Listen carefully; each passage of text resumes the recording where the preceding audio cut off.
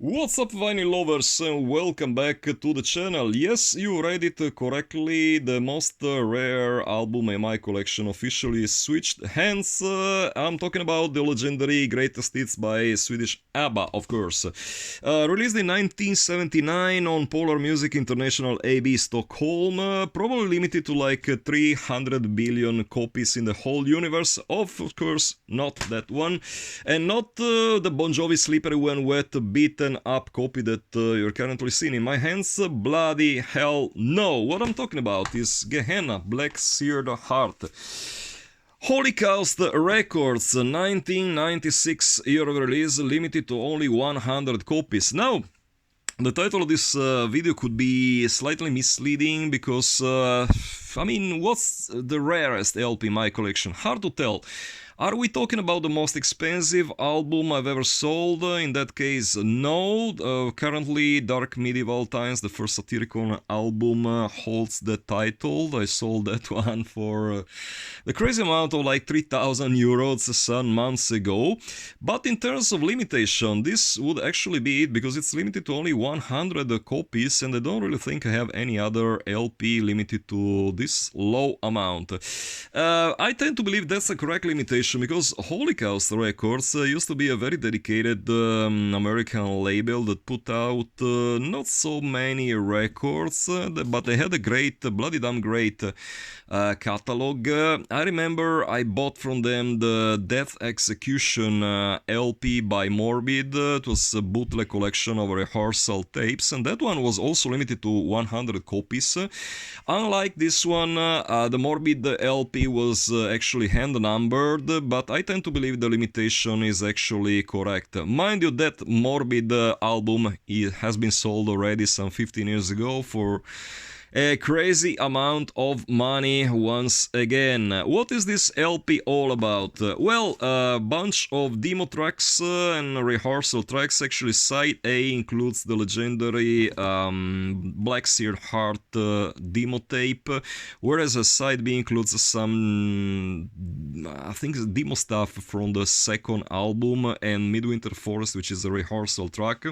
Some quality might not be exactly top of the pops, but musically speaking, this is just amazing. This is one of the few records that I actually regret parting ways with.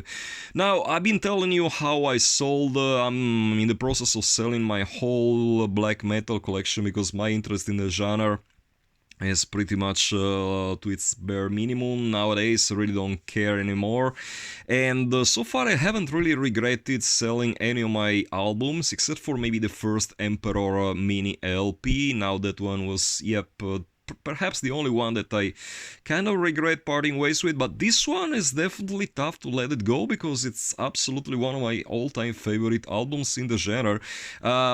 Gehenna, in my opinion, might as well be the best band in this specific melodic slash keyboard based type of black metal, and they were at their peak on this release. They, later on in their career they switched to some very generic death metal style, which I really never got the point of. I wish they could have stuck to the original thing they were playing, because they were bloody brilliant, like something really special and unique. There are not really many bands that sounded or even sound nowadays like them. How did I get this LP? Now, this was not acquired from the label nor upon release. It was actually part of a trade that I arranged with some bold German douchebag who kind of, definitely ripped me off in the sense that I gave up way too many records to acquire this one. Mind you, this guy is still around these days. You probably know him. He's a bold, semi-autistic loser. One of these, type of collectors that I really hate. This kind of, completists who need to have like every single edition by every band around in every single possible color, or they're losing their sleep over it and just being completely delusional. I really dislike this kind of people. These are not music lovers, in my opinion. These are just stamp collectors. That's not my... I really tend to dislike this kind of people, and that's one of the reasons why I decided to move out of this whole, vinyl collecting thing.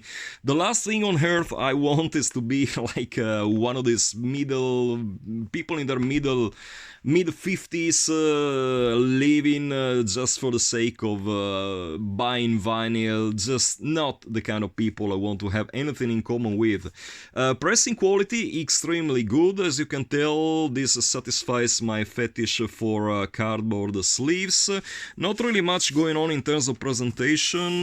Vinyl itself pretty good printing quality, but no lyrics sheet, no insert whatsoever, and I like it this way, as long as it is well printed, glossy cover. That's really all I care about.